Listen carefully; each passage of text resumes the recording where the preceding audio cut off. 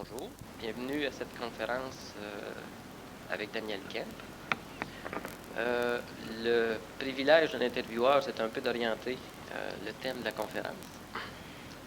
Pour moi, ce que j'aimerais te poser comme question, ce que je vais te poser comme question, c'est sur la bilocation de conscience, le phénomène de la bilocation de conscience, dans un contexte terrestre, galactique, puis éventuellement extragalactique aussi. Puis le problème d'efficacité et d'efficience que peut poser une bilocation de conscience dans un contexte terrestre.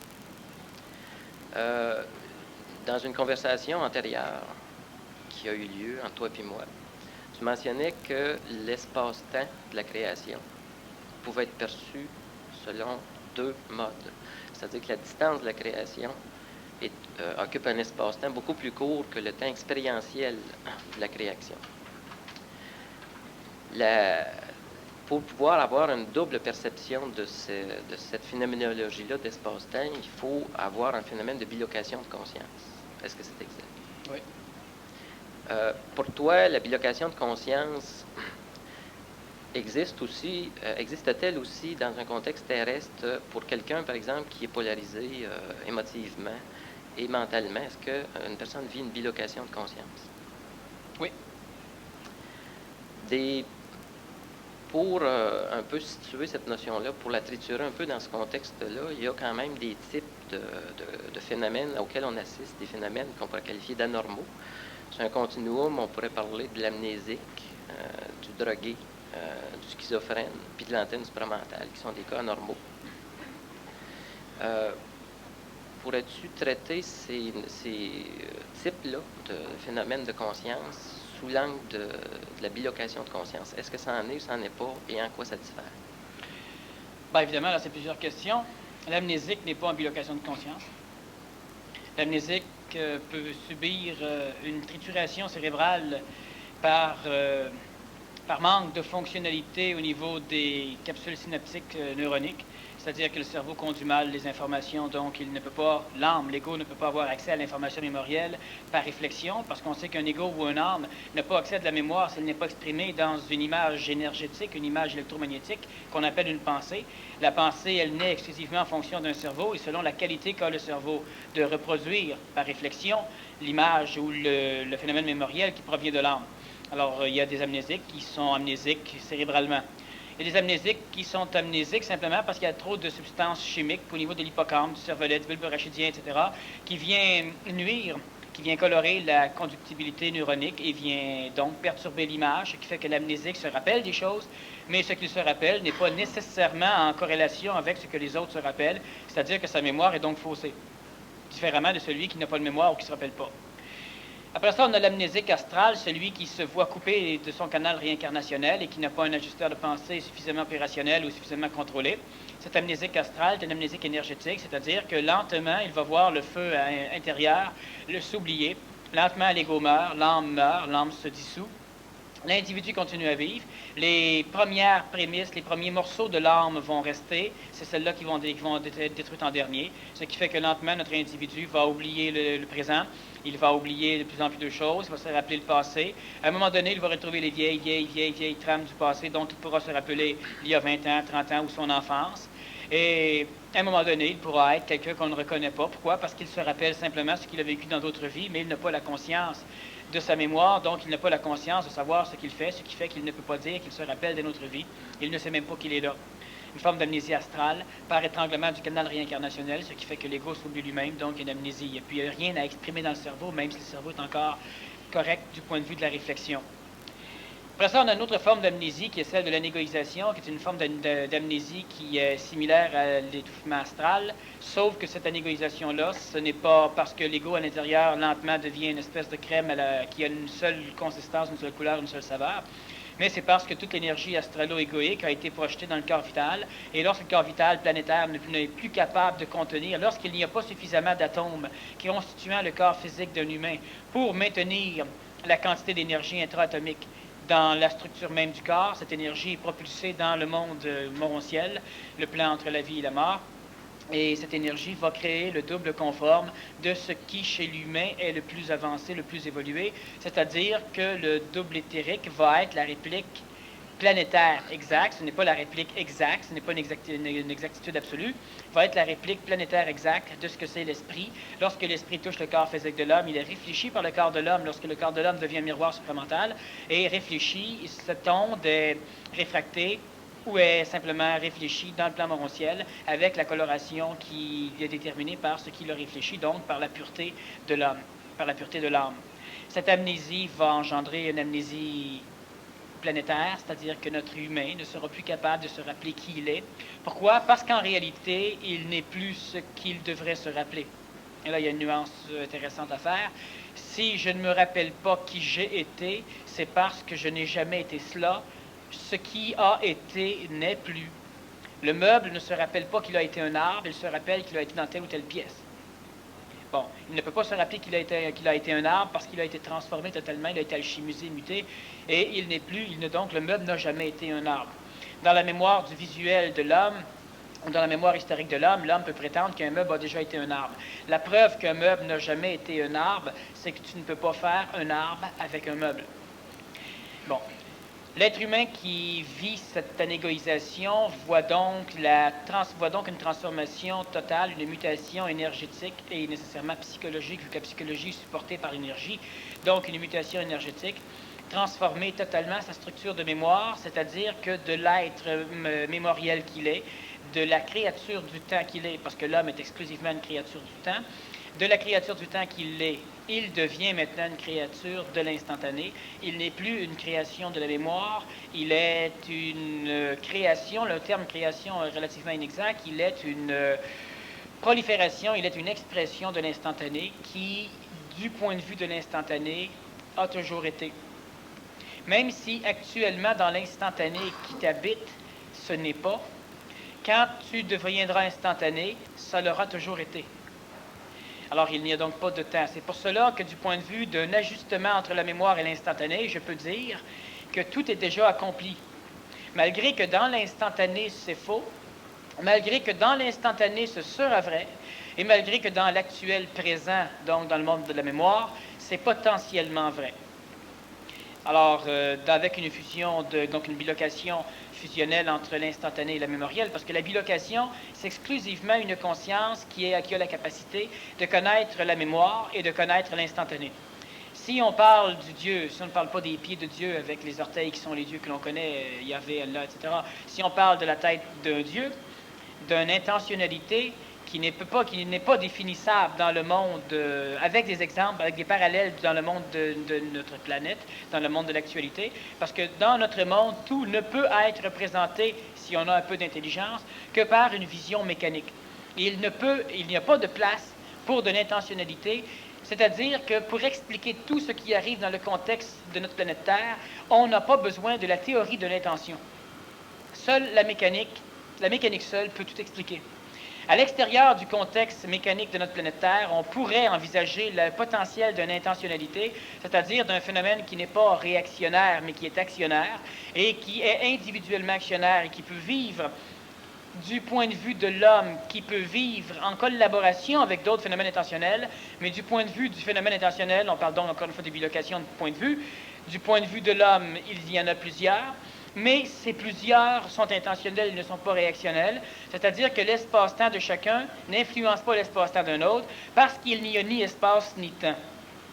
Du point de vue de l'intentionnalité, du point de vue d'une mécanique de cette deuxième location de conscience, ils sont seuls, ou il est seul.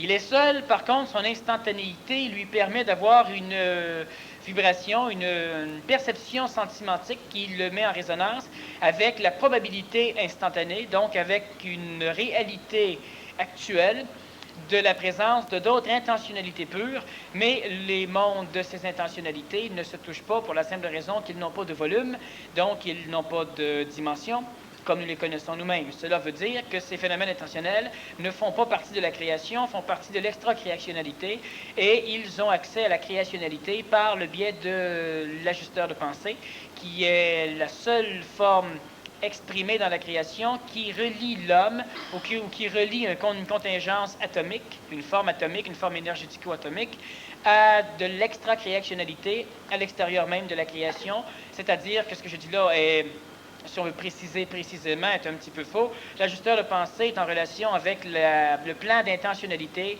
qui appartient à la création si l'on veut diviser le monde créativé par le phénomène matériel, vital, astral, mental, supramental, bouddhique et divin, divin intentionnel. L'ajusteur de pensée est donc connecté là. Cette intentionnalité est une intentionnalité qui peut nous servir. Lorsque l'être humain a accès à une bilocation, ce n'est pas à cette intentionnalité qu'il a accès. La bilocation de l'homme l'amène à connaître l'instantané. C'est-à-dire que lorsque l'être humain arrive à une bilocation, il n'a pas une conscience supramentale dans la terminologie actuelle de notre planète. Il a une conscience extra-créationnelle reliée à une conscience créationnelle. Donc, sa bilocation l'amène à entrer en contact avec un monde avec aucun monde ou un monde qui n'est pas un monde, avec ce qui est au-delà de la création, et lui est ce qui est dans la création. Le bilocalisé, donc celui qui a une conscience localisée en deux espaces ou en deux endroits, l'espace et endroit étant faux dans la terminologie, mais correct dans le parallélisme, celui qui a donc une bilocation a une conscience extra-créationnelle et une conscience créationnalisée, donc une conscience planétaire. Ce que l'on doit savoir, c'est que l'être humain est dans un contexte. Vendredi, je vous donnais un exemple et je vais la répéter parce qu'elle est convenable. L'être humain est de l'air. L'être humain, le corps physique de l'homme, ce que je disais aussi, le cave, c'est-à-dire le corps, l'astral, le vital et l'esprit, le cave, est de l'air. Maintenant, l'être humain, pour arriver à se libérer, doit laisser tomber le cave, il doit conserver l'esprit, c'est-à-dire qu'il doit laisser tomber le corps, le C, l'astral, le A, le vital, le V. Alors, il laisse tomber le cave. Tout l'animal humain, donc finalement, tout ce qu'est l'humain sur la planète Terre, l'animal humain, est exclusivement de l'air. Il y a sur la planète Terre, par rapport à l'air, il y a de l'énergie calorique, de l'énergie thermique, de l'énergie photonique, de l'énergie. Et cette énergie, on peut, en faisant le parallèle, on peut prétendre qu'elle a une fonction, c'est de quitter le plan planétaire, donc elle doit se réchauffer, s'accumuler, s'allier ensemble, se fusionner à elle-même. Quand l'énergie calorifique se fusionne, elle augmente son potentiel calorifique. Et elle doit être amenée dans les hautes couches de la stratosphère pour être rejetée dans l'espace, pour être libérée du plan planétaire. La chaleur elle-même ne peut pas traverser l'atmosphère, elle ne peut pas traverser la matière. Il y a des matières qui sont conductrices de chaleur, ce sont des matières plus évoluées, mais la matière elle-même, par rayonnement, ne peut pas traverser les choses. Alors, la chaleur va réchauffer l'air. Et réchauffant l'air, elle ne traverse pas l'air, elle habite l'air. Et elle ne traverse pas l'air, la preuve, l'air devient chaud, donc l'air l'absorbe. L'air l'ayant absorbé monte. Montant, il monte jusqu'aux hautes couches de la stratosphère. Et lorsqu'il monte, l'air froid vient prendre la place en dessous. C'est l'homme. Toi, tu es de l'air, tu es en train de te réchauffer, tu montes. Quand tu atteins les hautes couches de la stratosphère, la chaleur peut maintenant te quitter. Alors la chaleur est maintenant rayonnée dans le cosmos et l'air redevient froide dans ses couches. Redevenant froide, elle se met à redescendre et là, elle voit l'air chaud qui monte maintenant. Alors elle redescend pour aller reprendre l'énergie, la remonter en haut et elle redescendra. L'air ne peut pas quitter le monde de la Terre. L'air ne peut pas, l'air qui se réchauffe prétend évoluer. Il prétend avoir trouvé le bon Dieu, il prétend avoir trouvé le bon chemin, il prétend tout ce qu'il voudra. Mais il sera nécessairement confiné à un moment donné à perdre son rayonnement, c'est-à-dire qu'il est rendu dans une certaine couche de la stratosphère, la chaleur sera dans son monde, elle pourra quitter l'air, et nécessairement quittant l'air, l'air se refroidit immédiatement. La planète Terre rayonne, dégage énormément de chaleur quotidiennement, comme le Soleil en dégage aussi. Alors, tout le véhicule planétaire de l'homme est un véhicule qui doit permettre à de l'énergie extra-créationnelle de descendre dans ce qu'il y a de plus bas, donc dans la matière. Et une fois qu'il a descendu dans la matière, il va commencer lentement un cheminement volitif, un cheminement d'évolution à travers l'homme. Et l'homme va être capable de maintenir suffisamment d'énergie pour créer un réchauffement, une synergie. Lorsque cette synergie sera suffisamment avancée, on parlera de conscience. Lorsque la conscience sera suffisamment avancée, on parlera de mental. Lorsque le mental sera suffisamment avancé, on parlera de phénomène supramental. J'ai dit que l'énergie supramentale n'était rien si elle n'était pas dans l'homme. Et il y a une grande quantité d'énergie supramentale qui provient de l'homme. Donc l'homme, lorsqu'on dit que l'homme entre en contact avec l'énergie supramentale, l'homme est un grand fabricant de cette énergie. L'homme est en contact avec l'énergie supramentale lorsque l'homme arrive à la rayonner. Maintenant, lorsque l'être humain arrive à ce contact, ce qui va arriver souvent, c'est qu'une grande partie de l'intelligence supramentale va entrer en contact avec l'homme et va normalement siphonner l'énergie supramentale qui est dans l'homme, ce qui fait que l'homme va maintenant redescendre.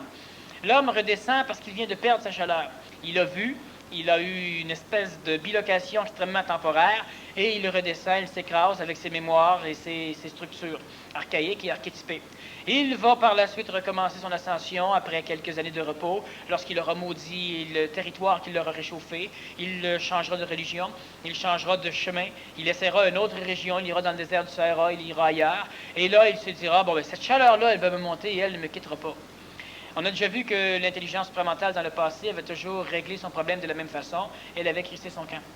Elle a abandonné Jean le Baptiste, elle a abandonné le Nazaréen, elle a abandonné Siddhartha Gautama, elle a abandonné un paquet de personnages. L'air, c'est l'homme. Maintenant, il y a une mécanique qui permet à l'air de devenir de la chaleur. Dans la structure atomique, on a les explosions thermonucléaires qui permettent de transformer de la matière en énergie, donc en chaleur. Il y a donc une façon intéressante qui peut permettre à l'homme d'avoir une bilocation sans perdre son corps physique. La bilocation doit persister. Pour que la bilocation soit persistante, il doit y avoir une fusion, c'est-à-dire que l'être humain doit devenir une porte. Le corps physique doit devenir une porte ouverte à l'extra-créationnalité pour permettre à un phénomène totalement instantané de pénétrer la création et de l'instantanéiser. Donc, à un moment donné, la création ne sera plus capable de supporter de la mémoire. Donc, n'étant plus capable de supporter de la mémoire, elle se désintégrera elle-même par des mécanicités que j'ai expliquées aussi lors de cette conférence de vendredi. La bilocation de conscience, c'est l'agression sublime de l'intelligence qui essaie, l'intelligence est un phénomène instantané, qui essaie de triturer de la structure matérielle mémorielle pour parvenir à sauver la matière, c'est-à-dire pour parvenir à se sauver elle-même, c'est-à-dire qu'il y a une guerre entre la mémoire, entre la structure instantanée qui ne peut pas se confiner à n'être rien, et la structure instantanée qui est orchestrée pour être quelque chose. Quand on prend de la structure instantanée et qu'on l'orchestre pour être quelque chose, on en fait une forme. Lorsqu'on en fait une forme, on en fait quelque chose, on en fait de la mémoire. Une structure instantanée est totalement désassujettie de la mémoire, c'est-à-dire qu'une structure instantanée n'est pas une forme, n'est pas formique, n'est pas formable, n'a pas été formée, elle est neutre.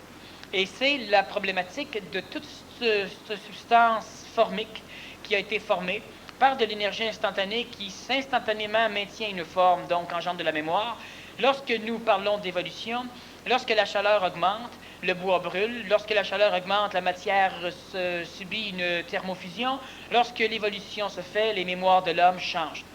Lorsque les mémoires de l'homme changent, il y a une immense souffrance, c'est-à-dire qu'il y a un dégagement d'énergie, il y a un dégagement de radiation, il y a un dégagement de radiation thermique, donc de chaleur, de lumière, et il y a éthérification des structures mémorielles. L'éthérification est une mécanique qui n'amène pas nécessairement à la bilocation. L'homme doit se diriger vers la bilocation, sinon l'homme va continuellement être confiné à jouer le jeu de l'air, à monter en chaleur, à disperser sa chaleur et à redescendre en chercher. C'est-à-dire que l'homme devient un chameau, un dromadaire, un âne, qui transporte, c'est un porteur d'énergie, qui transporte simplement de l'eau, ça devient un conducteur, un animal. Et pour que l'être humain puisse parvenir, ou que l'animal humain parvienne à rester en haut, pour recevoir de la chaleur et la laisser communiquer, il doit nécessairement cesser de l'accumuler. C'est-à-dire qu'il ne doit pas devenir un récipient à énergie, il doit donc devenir un anégoïque total, c'est-à-dire qu'il ne doit plus y avoir de forme chez lui, à part les formes atomiques qui sont les formes corporelles qui, si l'ego disparaît, si l'ego est suffisamment anégoïsé, vont un jour totalement disparaître, c'est-à-dire que même le corps physique ne sera plus capable de maintenir une forme. Alors il y aura fusion. Il y a bilocation de conscience entre l'extra-créationnalité, l'instantané, et la création, le mémoriel. Et lorsqu'il y aura fusion entre ces deux mécanicités, c'est-à-dire lorsque la création deviendra créateur, lorsque le créateur deviendra création, lorsqu'il y aura fusion de l'extra-créationnalité de la création, il n'y aura plus possibilité de conserver un corps atomique, donc un corps moléculaire, donc un corps physique, un corps cellulaire. Alors ce corps sera totalement détruit, il sera éthérifié, il deviendra donc de la lumière. Et cette lumière disparaîtra du monde planétaire. Il y aura possibilité pour l'intention. Alors, à ce moment donné, ce qui un jour était un animal humain devient un phénomène intentionnel, donc créateur, capable de s'ajuster à travers une création déjà active. C'est donc une bilocation de conscience, une conscience réactivée, une conscience extra-créationnelle. Et notre corps de lumière est un corps qui n'est plus un corps. Quand l'être bilocalisé, fusionné, a besoin d'un corps, il se sert d'un corps. Lorsqu'il n'en a pas besoin, il ne s'en sert pas. L'amnésie est donc totale à ce niveau, c'est-à-dire que, étant donné qu'il n'y a pas d'identification formique, il n'y a pas d'identification personnalisée, Par contre, il y a une continuelle conscience qui est régie par l'instantané, qui n'est pas mémorielle et qui persiste tant qu'il y aura de la création, elle persistera dans le phénomène créationnel. C'est exactement comme si l'intelligence, une fois bilocalisée et fusionnée avec un phénomène terrien, crée une base où il y a de l'énergie totalement instantanée en affinité totale avec le mouvement de la création, donc qui ne mémorise pas l'histoire de la création, qui ne devient pas un historien, qui ne conserve pas l'historique du déploiement de la création à partir de la fusion, aller jusqu'au moment où l'intentionnalité va revenir pour se servir de l'énergie. Autrement dit, la bilocation engendre un double éthérique. Le double éthérique est un véhicule séraphique qui permet à l'humain d'être tout à fait désassujetti de l'animal et qui permet à l'humain d'être un dieu, d'être totalement en contact avec l'extra-créationnalité, sauf que dans la mécanique du double éthérique, il n'y a pas d'intentionnalité, il y a une liberté totale de la mécanique planétaire, étant donné que l'humain n'a plus de mémoire, on ne peut plus le karmiser, on ne peut plus le culpabiliser, on ne peut plus le toucher. Mais le double éthérique, bon, je m'ajuste en même temps des questions que tu pourrais poser. Lorsque tu deviens un double éthérique, tu n'as plus de corps physique, tu peux avoir un corps de lumière, tu peux fabriquer un corps de chair si la nécessité est là, mais tu n'es pas attribué à un corps de chair, donc tu n'es plus l'esclave d'un corps de chair, tu le fais et tu l'améliores en fonction de tes nécessités. Par contre, dans le double éthérique, tu es totalement libre, tu peux voyager dans la galaxie, tu peux voyager même entre les galaxies, tu peux voyager à travers l'univers local. En attendant quoi?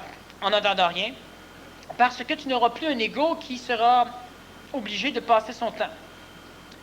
Le fusionné, donc celui qui a un corps de lumière, n'est pas assujetti au temps. Il est instantané, c'est-à-dire qu'il vit dans un continuum spatio-temporalisé, mais son ajustement à l'histoire, à l'évolution de la création, est tel qu'il ne peut pas être un historien, donc il n'est pas une créature évolutive, mémoriellement comme on le voit chez l'homme. Il est donc instantané, il est totalement libéré de l'espace-temps du point de vue de sa vibration, du point de vue, on peut dire, de sa vie, mais c'est faux, même s'il n'est pas libéré du contenant spatio-temporel. Il voyage, il travaille, il crée des choses, il est totalement intentionnel, c'est-à-dire qu'il n'est plus réactionnel parce qu'il n'est plus sujet de la mécanique. Il ne peut pas réagir à un stimuli parce qu'il ne le mémorise pas. Mais il est intentionnel, mais pas d'une façon absolue. À un moment donné, l'intelligence qui l'a formé, le phénomène extra-créationnel qui l'a formé, va revenir dans la création par ce canal qui est le double éthérique, donc par toi. Et là, il va te manipuler à venir manipuler la création.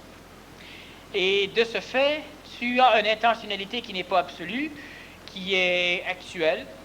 Et lorsque le contact se refait entre l'intelligence supramentale, pas l'intelligence supramentale, mais entre le phénomène extra-créationnel, l'intelligence supramentale, c'est ton double éthérique, entre l'intelligence supramentale, donc le double éthérique, toi, et le phénomène extra-créationnel, tu redeviens assujetti avec un plaisir qui n'est pas un plaisir astral, n'est pas un plaisir mémoriel, formique, mais avec une gustation vibratoire qui te permet de ne pas souffrir, non pas par manque de conscience, mais de ne pas souffrir, même si tu ne peux pas connaître un plaisir comme on le connaît aujourd'hui. C'est un plaisir qui, énergétiquement, est tel qu'il n'y a pas un corps physique sur la planète Terre qui a un système biologique, neuronique et atomique suffisamment solide pour pouvoir résister à un tel plaisir. Un être humain qui vivrait ce plaisir éclaterait totalement. La structure atomique de son corps physique ne pourrait même pas supporter l'énergie dégagée. Quand l'humain arrive à une jouissance sexuelle qui dure un millième de seconde, aller à 2 ou 3 secondes pour les très entraînés, c'est cette jouissance totale. Je ne parle pas de la mémoire qui suit la jouissance, je parle de la jouissance totale de l'extase, où l'être humain n'est plus rien que de l'énergie extasiante. Cette énergie, elle est l'équivalent d'une chandelle à côté d'une explosion thermonucléaire. Alors, lorsque l'être humain qui vivrait cette extase et qui pourrait la maintenir 5 minutes, dans la majorité des cas, là on parle de tantrisme, l'être humain qui n'a pas un corps physique totalement pur, normalement se tue en faisant ce genre d'exercice, et là il ne joue qu'avec la flamme d'une chandelle. Le corps physique ne peut pas maintenir un dégagement d'énergie de chandelle, donc d'extase sexuelle, trop longtemps. Il se désintègre, il se détruit. la psychologie, le cerveau, tout ça s'abîme. Lorsque je parle donc de plaisir dans le phénomène éthérique, c'est un plaisir qui n'est pas parallélisable avec les mots planétaires, parce que l'humain, qu'est-ce qu'il connaît du plaisir? C'est manger une barre de chocolat, c'est rien. Ça, on peut pas comparer du tout. Alors, c'est comme de dire que j'ai trouvé du bois qui pourrit en 5 ans. Fait que c'est extraordinaire. Le bois que tu te sers, toi, c'est du boulot, il pourrit en 2 semaines. Alors, ce que j'ai trouvé, c'est génial. Et là, tu me demandes de comparer mon bois à de l'acier inoxydable. Ben, je vais te dire, mon bois à moi, l'acier inoxydable, dure 3-4 000 ans. Et si dans ton 5 années, c'est toute la vie que tu connais, 3-4 000 ans, ça ne veut rien dire. C'est comme lorsque je parle de la vitesse de la lumière, ça ne dit rien à l'humain. Si je te dis que la Terre elle a un volume de 1 milliard 80 millions de kilomètres cubiques, c'est le volume de la planète Terre, ben, ça ne dit rien à l'humain non plus. Parce qu'on rentre dans des mesures trop grandes. On parle non pas de centimètres cubes, mais de kilomètres cubiques. On parle d'1 milliard 80 millions de kilomètres cubiques, qui est le volume approximatif de la planète Terre. Ça ne dit rien à l'humain. Et si on parle du Soleil, bien là, on s'en va encore ailleurs. Si on parle de la galaxie, on expand encore la conscience. Et le cerveau de l'homme, sa mémoire est trop petite. Lorsque je parle du plaisir, c'est la même chose. Lorsque le double éthérique est en contact avec l'intelligence extra-créationnelle, avec l'intentionnalité extra-créationnelle, c'est quelque chose qui dépasse l'entendement humain, pour la simple raison que le corps humain n'est même pas capable de supporter un 10 millionième de millionième de ce phénomène énergétique.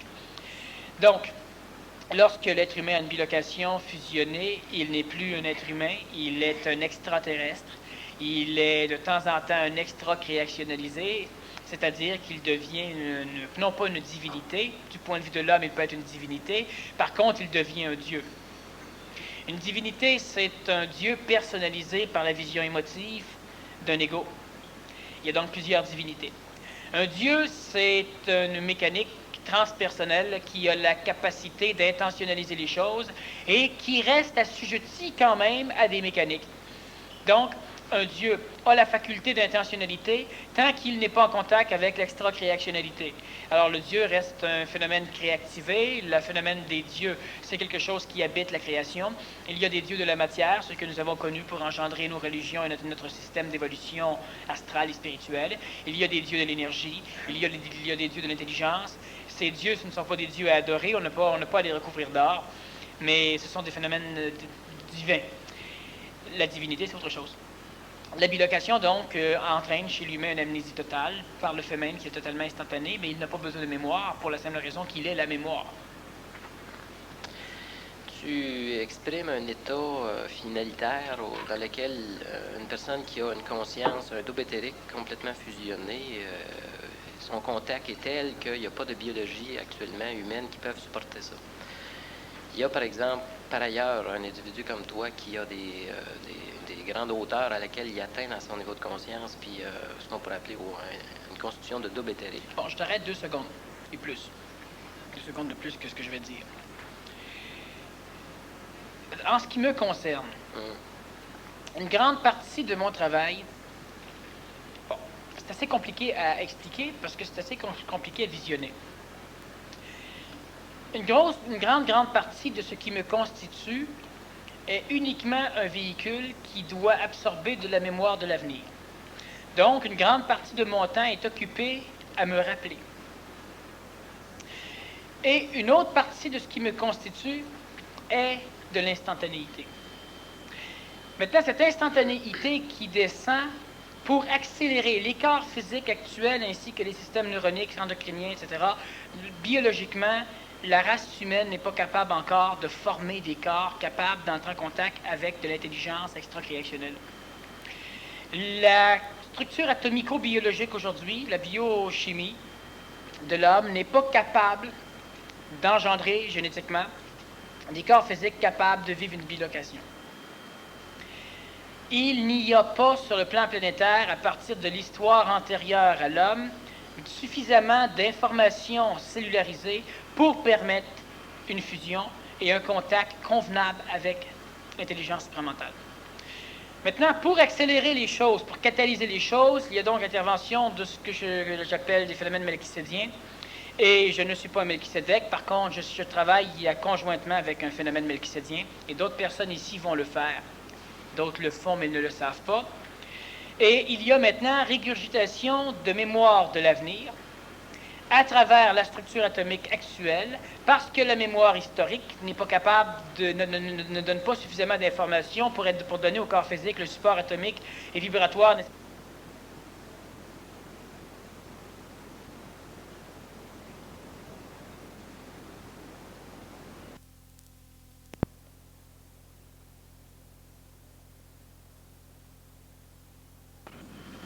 Me rappeler dans quel monde je vivais. Mais dans ce monde-là, ça ne veut pas dire que j'étais ça. Je dois me rappeler. Me rappelant, cela amène dans la structure informative de la mémoire corporelle, vitale, astrale et mentale, cela amène de l'information salutaire pour l'ego, parce que, premièrement, le corps physique de l'homme n'est pas encore capable de se passer d'un ego. C'est pourquoi l'évolution supramentale est extrêmement égoïque, même si on doit travailler à l'anégoïsation. L'anégoïsation engendre une diminution du volume de l'ego, mais amène une augmentation du potentiel d'expression de l'ego. La température de surface de l'ego se réchauffe au fur et à mesure que l'ego diminue. Bon, j'ai déjà expliqué, si on prend un charbon ardent, on le met dans un papier d'aluminium, puis qu'on met beaucoup de couches d'aluminium par-dessus, c'est l'ego. Quand on touche à l'aluminium, c'est pas trop chaud. Notre ego n'est pas trop chaud. Quand on ôte l'aluminium, donc quand on s'anégoïse, qu'on diminue le volume de l'ego, on se rapproche du charbon ardent. L'ego est de plus en plus petit, mais de plus en plus chaud. Alors plus on s'anégoïse, plus on devient colérique, plus on devient violent, plus on devient bon. On est mental pour contrebalancer, mais c'est évident que l'humain va devenir plus puissant égoïquement jusqu'au jour où il pourra toucher le charbon ardent, et là, il pourra le démolir, le fusionner, faire quelque chose avec, ou l'expulser. En attendant, il y aura cela. Lorsque l'être humain avance, lorsque moi, je dois me rappeler de l'avenir, cela veut dire que pour mon ego, je dois aller chercher de l'information de la structure mémorielle, non pas du passé, parce que dans le passé, ça ne s'est pas fait, dans l'avenir, dans les futurs possibles, pour venir l'informer que ça se peut, pour lui dire de ne pas s'en faire, pour lui dire qu'il y a ceci, pour la mener à comprendre que l'intelligence donne cela, là-bas.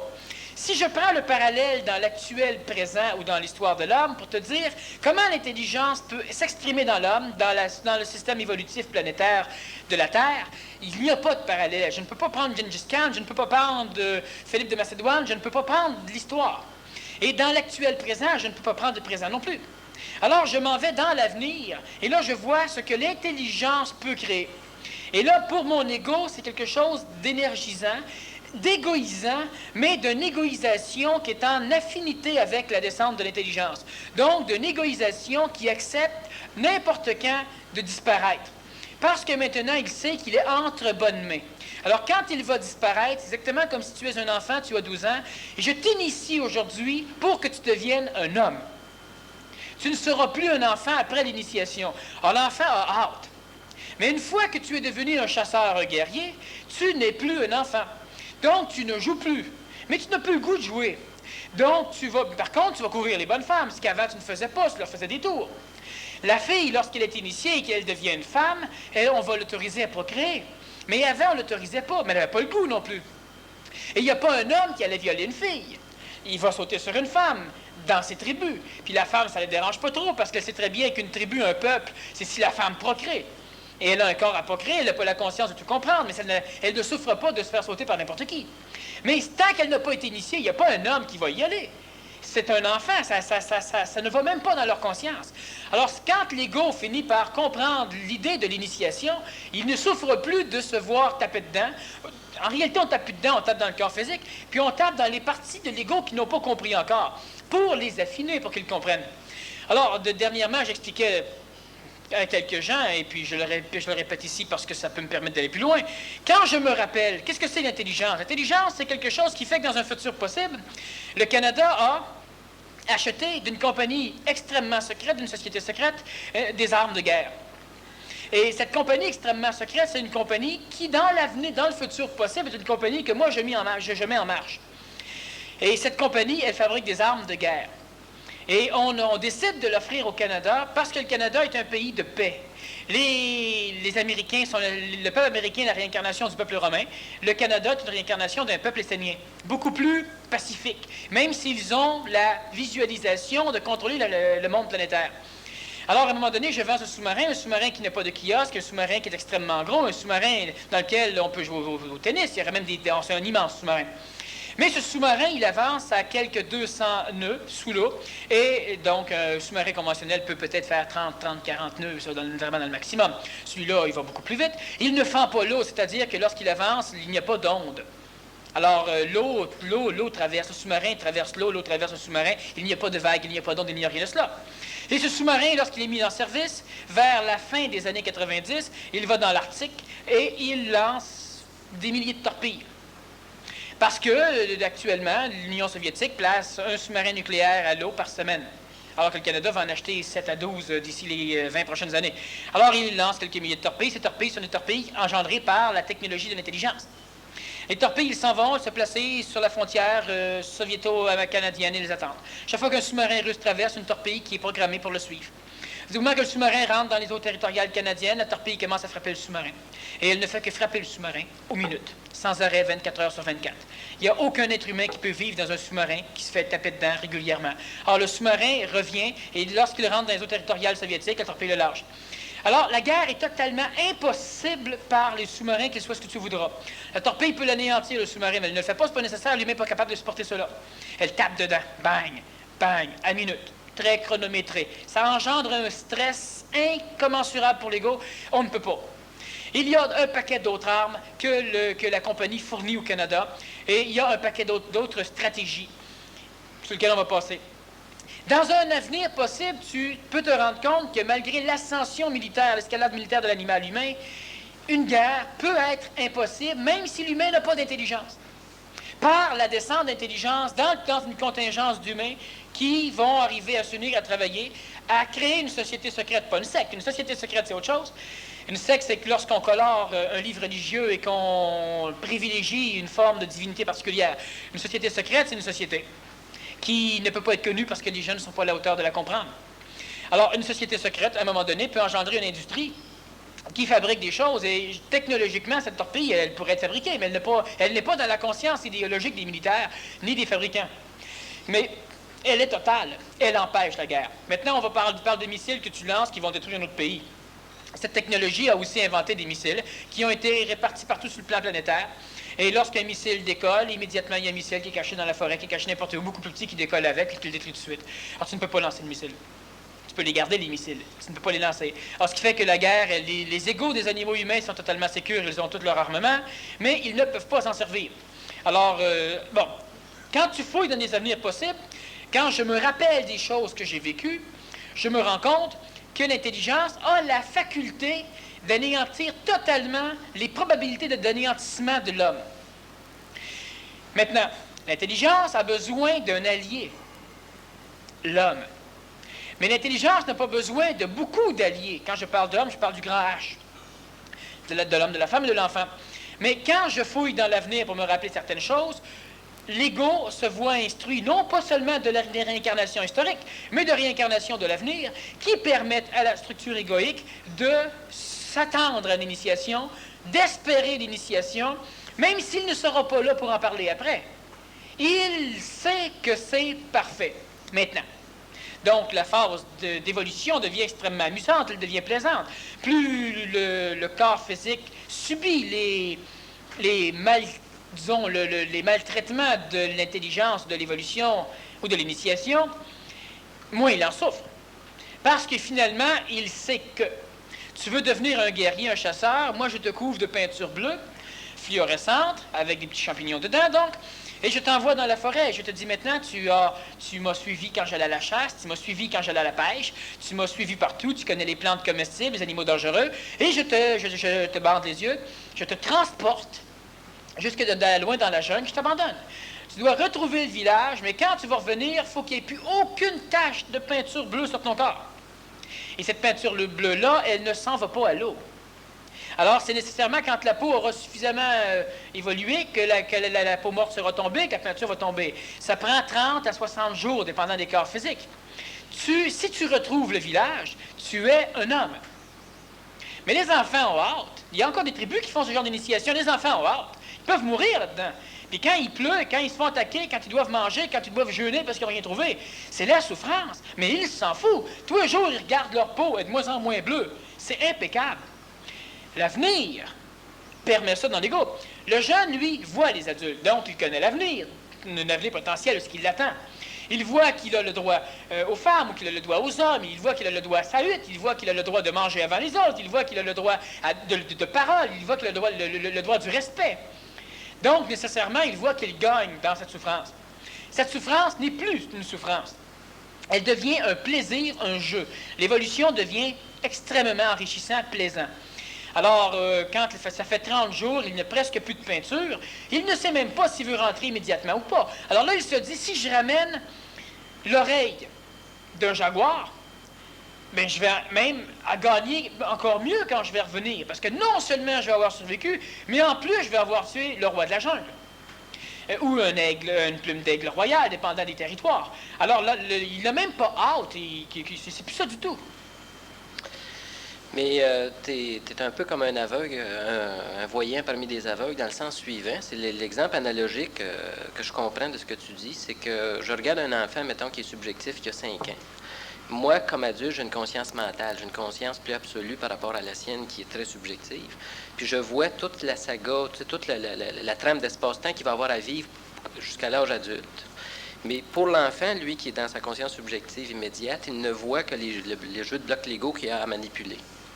Toi, comme adulte, à un moment donné, tu peux envoyer, toi, c'est toi qui as la vision, par rapport à nous qui sommes en conscience subjective, les enfants, puis qui n'ont pas accès à cette vision-là, de trame temporelle. C'est que tu peux dire, écoutez, un jour, tu vas conduire un auto, tu vas être riche, tu vas avoir ta maison.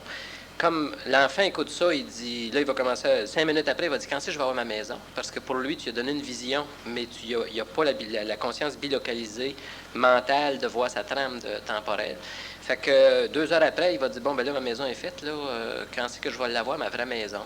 Toi, qui a une conscience, qui est capable d'apprécier sa longueur de vie, plus sa situation subjective au moment, tu as de la patience avec lui. Tu dis, ben écoutez, là, c'est le bloc Lego, c'est nécessaire comme construit pour que mentalement, plus tard, tu sois efficace. Puis le problème que tu as quand tu exprimes ce que tu exprimes là, c'est que toi, tu as accès à une vision. Tu sais, par rapport à mon exemple, tu vois une trame temporelle. Nous, on a une conscience subjective. On n'a pas un point de vue de conscience absolue, de conscience subjective comme toi. Fait que tu as un problème d'efficacité et d'efficience à atteindre dans l'espace-temps subjectif que tu occupes. Tu es confronté à la nécessité de vivre à la fois toi-même avec une conscience subjective et une conscience absolue. Comment est-ce que tu réussis à gérer cet équilibre-là? Là, tu expliques un aspect, c'est que ton ego devient de plus en plus disponible à vivre un processus d'effacement à cause de l'instruction même qu'il reçoit. Mais tu es confronté aussi, à cause de l'énergie que tu dégages, à mobiliser des individus qui sont seulement en conscience subjective alentour de toi. Si tu veux, un adulte qui a plusieurs enfants. Puis tu as quand même quelque chose à réaliser. Tu as un construit. C'est quoi ton problème d'efficacité? C'est-à-dire, l'efficacité, c'est par rapport à un résultat à atteindre face à un objectif. Puis l'efficience, les activités qu'on a pour conduire le résultat. C'est quoi ta problématique auquel tu es confronté dans un contexte comme ça? Bon, premièrement, c'est évident que le parallèle est intéressant. C'est exactement la même chose. L'adulte qui doit éduquer des enfants a les mêmes problèmes que moi par rapport aux adultes. Bon. Et pour éduquer... pour éduquer un enfant, la meilleure chose, c'est que l'enfant n'est pas à l'école, que tu puisses t'en occuper complètement, que l'enfant soit chez vous, que l'enfant sorte avec toi, que l'enfant aille chasser avec toi, que l'enfant aille travailler avec toi, qu'il voit des choses, là, il va apprendre convenablement. Le problème, c'est que l'enfant est souvent dehors, il va à l'école, ce qui fait qu'une partie de ce que le parent donne à l'enfant est diluée à travers le reste. Mais je voudrais juste... Moi, c'est pareil, comme je dis souvent, il faudrait qu'on ait un monastère. Mais disons ceci, c'est que moi, je peux réagir face à l'enfant en me disant... Puisque la mécanicité est parfaite, de toute façon, le social va l'éduquer, l'enfant. Je peux décider de ne pas me sentir missionné à éduquer cet enfant-là. C'est ce que je fais aussi. Mais à ce moment-là, tu pourrais décider d'être parfaitement centré que pour toi-même, tandis que là, tu as beaucoup comme moi, ce que je perçois dans ton action, un grand souci d'énergiser des individus. Il y a donc un objectif et un enjeu qui t'est d'intérêt personnel, bien personnel, là, entre guillemets, là, pour l'action que tu conduis. Premièrement, comme j'expliquais à un moment donné, si j'ai un doigt qui est gelé, Bien, si mon doigt, je veux le réchauffer, si ma main au complet est gelée plutôt, et que je prends le doigt puis que je le mets dans la chaleur, mon petit doigt, ma main au complet n'est pas réchauffée. Donc, ça ne me sert absolument à rien, moi, d'arriver à me réchauffer ou d'arriver à quelque chose de particulier si le reste du même faisceau reste au froid. C'est ridicule. Alors, le doigt, s'il arrive au chaud, il va commencer à traîner le reste de la main parce que sa chaleur, elle réchauffe le reste, mais c'est une connerie. Si toute la main est à chaleur, on règle le problème. De ce fait, il a effectivement un attrait personnel, il y a un intérêt personnel au petit doigt de traîner la main. Étant donné qu'il y a aussi beaucoup d'autres choses, il y a le phénomène de l'écosystème. Dans combien d'années? J'ai une idée de l'approximation de la quantité d'années, mais ça prend un laps de temps. Moi, je suis confiné à vivre pendant un grand laps de temps à travers un monde d'animaux. Cela veut dire que plus je peux instruire et dresser certains autres, là, mais instruire certains animaux qui ont un potentiel d'être humain, plus cela devient intéressant parce que au centre, il peut y avoir moi. Au centre, il peut y avoir aussi d'autres. Autour, il y a les moins pires. Autour, il y a les moins pires. Autour, il y a les un peu plus pires. Mais ceux-là ne me touchent jamais. Ils touchent ceux qui sont capables de les supporter. Eux autres viennent voir ceux-là. Eux autres viennent voir ceux-là. Moi, je peux travailler avec ceux-là. Je peux plus avec ceux-là, mais quand même, je peux avec ceux-là. Donc, je délègue. Et finalement, il y a les animaux.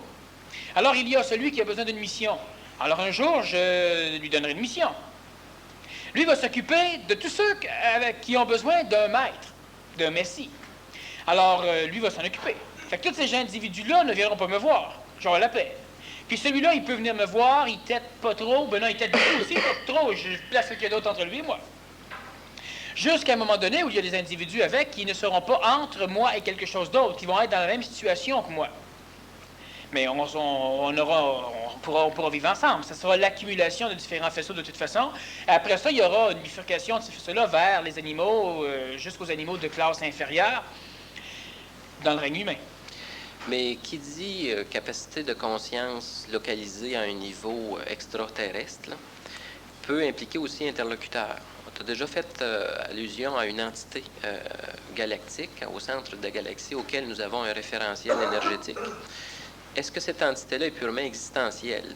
Nous, on est expérientiel dans le contexte planétaire. Est-ce qu'elle est existentielle, cette entité-là? Elle est expérientielle et existentielle, mais l'expérience qu'elle vit est une expérience qui n'a rien à voir avec ce que nous vivons nous autres. Elle a un facteur de mémorisation. Elle n'est pas instantanée.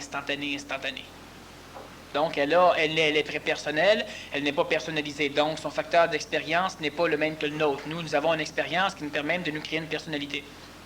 Alors, elle est prépersonnelle, c'est-à-dire qu'elle a un potentiel à être personnalisée. Elle peut se personnaliser, mais ça prend beaucoup plus d'années. Ça prend quelques centaines de milliards d'années de plus qu'un être humain. Alors, elle est prépersonnelle, elle est expérientielle et elle est effectivement existentielle. Mais par rapport à nous, elle est totalement existentielle. Voilà. À cause de l'échelle. Quelle différence qu'il y a, pour passer juste rapidement là-dessus, entre une personnalité super personnalisée, pré-personnalisée, personnalisée? Voilà. Une pré-personnalisée, c'est une personnalité comme l'enfant qui vient au monde ou l'enfant qui ne sait pas encore qu'il a le jeu, mais qui de toute façon est sur une trame qui va l'amener à se personnaliser. Le personnalisé est celui qui a maintenant un ego, celui qui a une confrontation entre lui et la vie, donc entre l'ego et l'extérieur, entre ce qu'il veut et ce qu'il aurait voulu, et etc. Il est personnalisé, il peut souffrir. Le super personnalisé, c'est celui qui a un ego qui l'empêche totalement de vivre. C'est-à-dire qu'il a un ego qui centre le monde vers lui. Le supra-personnalisé est celui qui a une fusion de l'ego, c'est-à-dire qu'il a eu une personnalité et maintenant il a été fusionné avec de l'instantanéité. Et cette supra-personnalité est une mécanique qui n'a plus d'ego. Donc c'est supra-personnalisé, mais parce que ça est passé par la phase de la personnalisation, c'est du point de vue de l'expression la même saveur que le pré-personnalisé, avec comme énergie l'énergie que le pré-personnalisé n'a absolument pas. Or, si on fait parallèle, c'est comme un être humain qui commence à pratiquer du karaté et qui, avant de pratiquer le karaté, ben pour lui, un coup de poing, c'était un coup de poing. Quand il commence à pratiquer le karaté, il découvre un paquet de choses par son coup de poing. Pour lui, un coup de poing, c'est beaucoup plus qu'un coup de poing. Et maintenant qu'il est un maître, ben un coup de poing, c'est un coup de poing, comme il pensait avant. Mais il y a une nuance pareille. Alors, c'est un peu la même chose. La supra-personnalisation, c'est ce qui attend à l'humain, c'est ce qui m'attend. La pré-personnalisation, c'est l'être avant de devenir un animal humain. La personnalisation, c'est nécessairement ce qui attend celui-là. C'est l'humain. Pour l'entité qui est existentielle, avec des traces de personnalisation, mais à une échelle qui est hors contexte humain. Quand tu parles, toi, que tu as un niveau de conscience bouddhique par rapport à un niveau de conscience supramentale, que tu as la possibilité de cheminer dans le monde supramental, éventuellement dans une direction souhaitée ou voulue, et aller à un niveau de conscience bouddhique, c'est que tu as une bilocalisation extragalactique potentielle à ce moment-là. Oui, moi, ce que j'ai, c'est que le gros de mes problèmes, c'est que je suis l'expression d'un paquet de phénomènes. Ce que n'est pas l'humain. L'humain est l'expression réincarnationnelle du passé, l'humain est l'expression réincarnationnelle de sa génétique, l'humain est approximativement 500 générations réincarnées chez lui. Mais cela est une trame. Moi, je suis l'accumulation de phénomènes bouddhiques, je suis l'accumulation de phénomènes intentionnels, je suis l'accumulation de phénomènes supramentaux, je suis la réincarnation du passé comme l'humain, je suis aussi la réincarnation de l'avenir.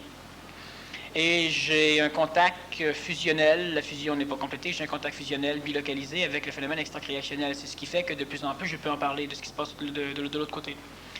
Alors, on a des personnalités qui ont vécu comme Krishnamurti, comme Aurobindo et comme d'autres personnes qui vivent encore aujourd'hui, qui ne sont pas aussi complexes que ce que je suis. C'est-à-dire qu'ils sont plus facilement capables de se retrouver, de prétendre ce qu'ils sont, pour la simple raison qu'ils n'ont pas une trame, c'est-à-dire qu'ils ne sont pas un vecteur qui part d'un point et qui va vers le passé comme l'homme, mais ils deviennent une droite qui passe par le point, mais qui va autant vers l'avenir que vers le passé, c'est-à-dire qu'il va autant dans une direction que dans l'autre, alors que l'humain est un vecteur qui part d'un point pour l'instant et qui va dans le passé, c'est-à-dire que l'humain n'est pas encore un vecteur totalement droit qui passe par un point.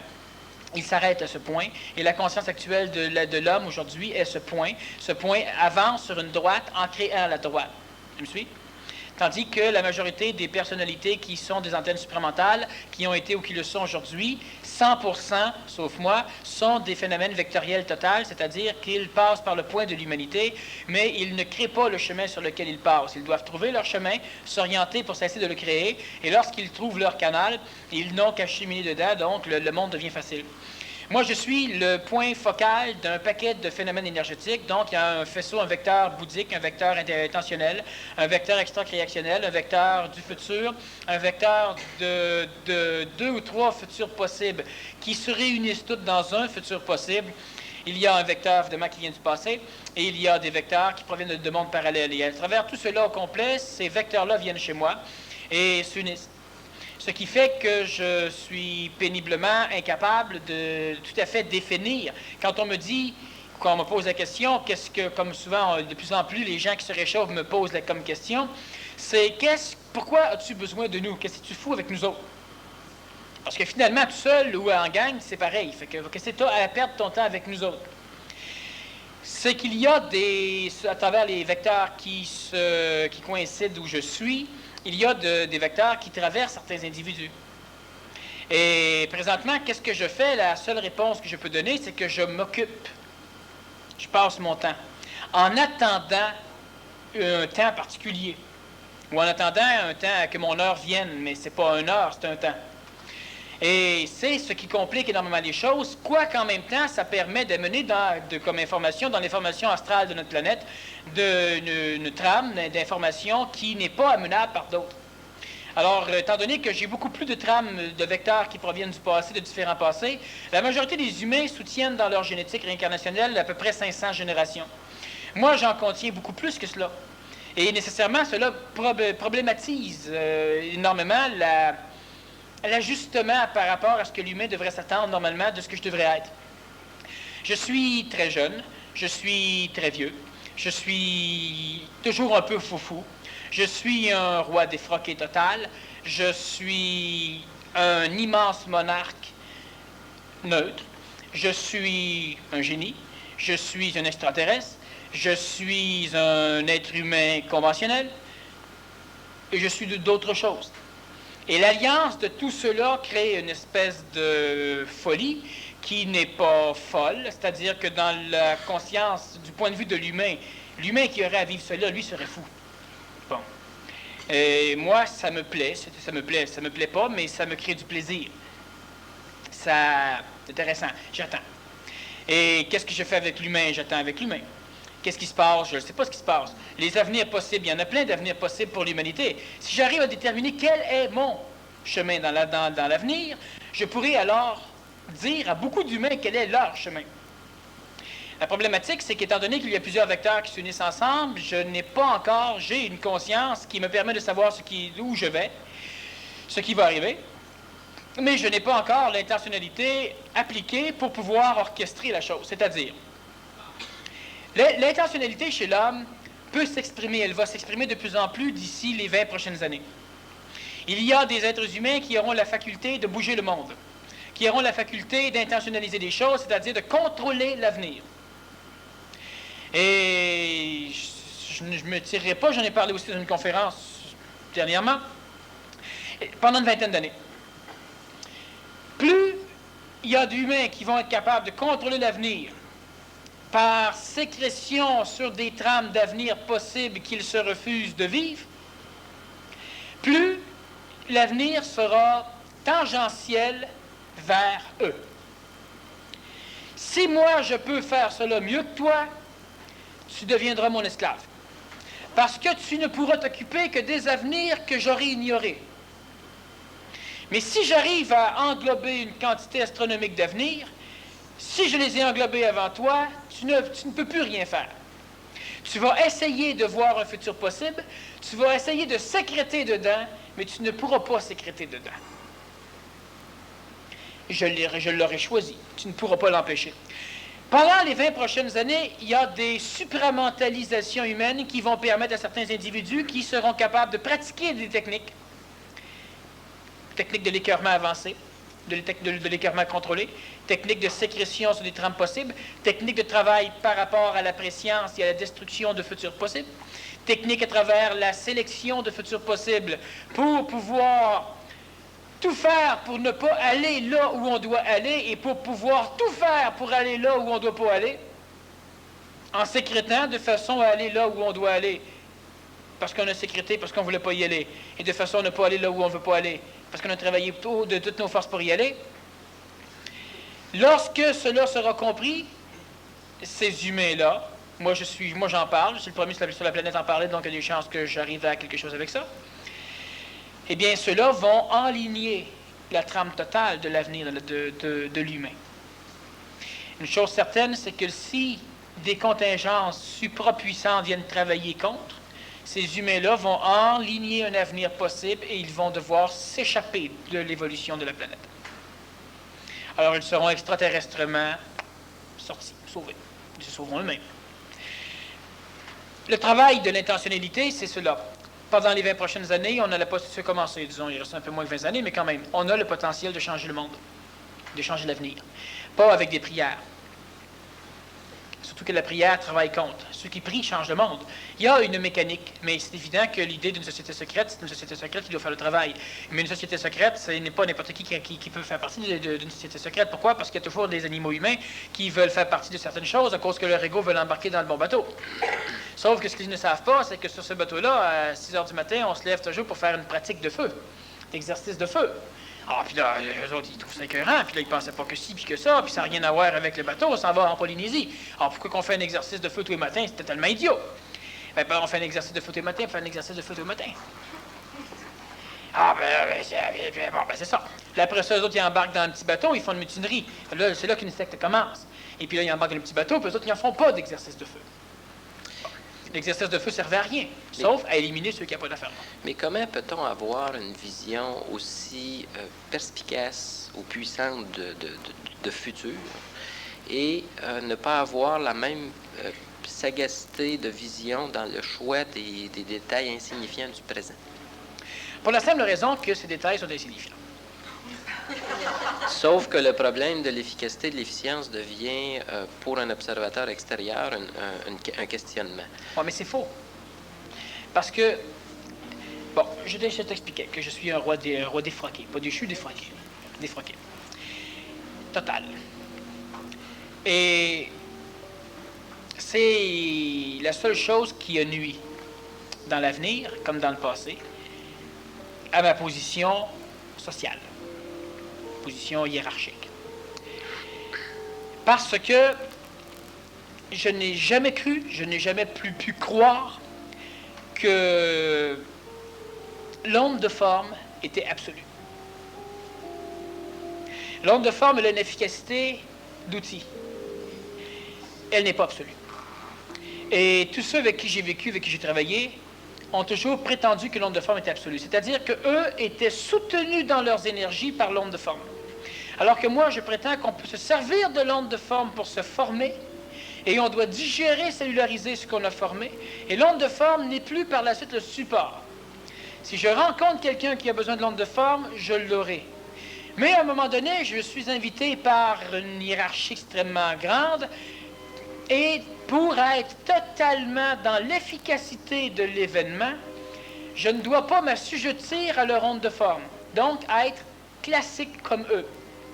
Alors, je vais arriver dans des vêtements qui sont des vêtements qui ne vont pas avec le décorum de la place.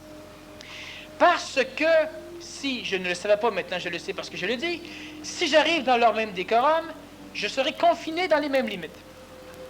J'arrive dans un décorum qui me vibre sur le moment, et là, ça fait partie des petits détails insignifiants qui fait que moi, je ne m'occupe pas. Mais je peux dire à la personne, si tu veux que je te réponde, pour me comprendre, viens habiller de telle façon. Et là, moi,